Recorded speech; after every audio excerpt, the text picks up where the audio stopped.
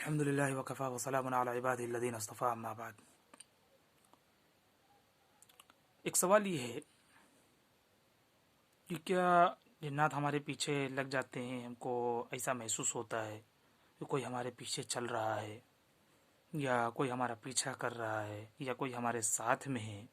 اس کی کیا حقیقت ہے؟ اب اس میں دو باتیں آتی ہیں کہ یہ وہم ہے یا پھر حقیقت ہے، تو پہلے اس کو کلیئر کریں۔ اور سب سے بڑی چیز یہ ہے، چاہے جنات ہو، خود سے آیا ہو یا کسی عامل نے بھیجا ہو یا کسی نے کچھ کرایا ہو، اگر وہ آپ کے پیچھے کسی کے بھیجنے کی وجہ سے اپنی مرضی سے آیا ہے تو اس کا سب سے پہلا کام ہی یہی ہوتا ہے کہ آپ اس سے خوف کھائیں۔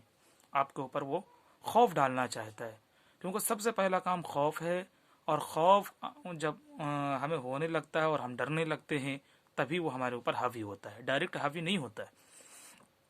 چاہے بھلے اذکار کر لیے ہوں، سب کچھ کیے ہوں، پھر بھی اگر خوف ہو رہا ہے، اور یہ خوف تبھی انسان کھاتا ہے جب ایک اللہ پر یقین کامل نہیں ہوتا۔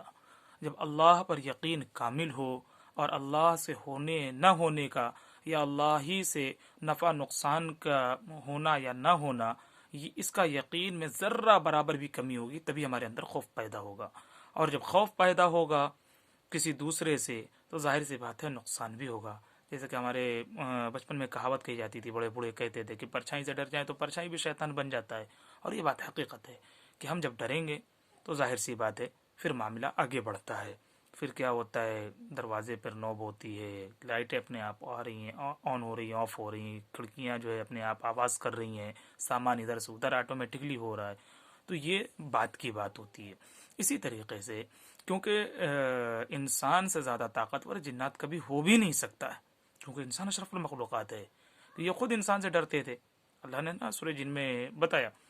کہ یہ خود انسان سے ڈرتے تھے، تو انسان جب ان سے پناہ مانگنے لگے، ان کی پناہ میں آنے لگے، تب یہ ان لوگوں کی سرکشی بڑھی ہے، یہ اللہ خود کہتا ہے۔ تو اس لیے ہم اپنے اندر سے ڈر کو نکالیں، اپنے اندر کے یقین کو اللہ سے ہونے یا نہ ہونے کا، جو بھی ہے اللہ کی طرف سے نفع ہو رہا ہے تو اور نقصان پہنچ رہا ہے تو دونوں صورتوں میں اس بات کا ہمیں یقین ہو کہ جو کچھ بھی کرنے والی ذات ہے وہ تن تنہا ایک اللہ کی ہے۔ اسی لیے ہم کلمہ بھی پڑھتے ہیں اللہ کی وحدانیت کا، کہ اللہ ایک ہے، اکیلا ہے، تن تنہا ہے، کوئی اس کا شریک نہیں۔ اور اسی طریقے سے جب وہ جو چاہتا ہے، جیسا چاہتا ہے کرتا ہے، کہ اللہ کے حکم کے بغیر ایک پتا بھی نہیں ہل سکتا، یا اللہ کے حکم کے بغیر پوری دنیا اگر مل کر کے نفع پہنچانا چاہتے ہیں اور اللہ نہیں چاہتا تو کوئی نفع نہیں پہنچا سکتا۔ اور اسی طریقے سے اگر پوری دنیا مل کر کے ہم کو نقصان پہنچانا چاہیں اور اللہ ہمیں نقصان نہ پہنچانا چاہے تو کوئی کچھ نہیں کر سکتا۔ اسی کو اللہ نے قرآن کے اندر وَإِن يَمْسَسْكَ اللَّهُ بِضُرٍّ فَلَا كَاشِفَ لَهُ إِلَّا هُوَ وَإِن يُرِدْكَ بِخَيْرٍ فَلَا رَادَّ لِفَضْلِهِ سے، اور اسی طریقے سے دوسری جگہ پہ اللہ تبارک و تعالی نے دوسرے انداز میں ارشاد فرمایا کہ وَمَا هُمْ بِضَارِّينَ بِهِ مِنْ أَحَدٍ إِلَّا بِإِذْنِ اللَّهِ، کہ جو کچھ بھی ہوگا وہ اللہ کے حکم سے ہوگا، بنا اللہ کی مرضی کے نہیں ہوگا۔ تو اس لیے ہم اللہ پر یقین رکھیں، کامل یقین رکھیں کہ اگر کوئی چیز اس طرح کے سامنے آتی بھی ہے تو ہم اللہ کو اپنی پناہ میں لیں، اعوذ باللہ من الشیطان الرجیم پڑھیں، اللہ اکبر بولیں، چوتھا کلمہ پڑھیں کہ جو کچھ کرنے والی ذات ہے وہ تن تنہا اللہ کی ہے، اللہ کے ذات میں، صفات میں کسی میں کوئی شریک نہیں۔ ٹھیک ہے، السلام علیکم۔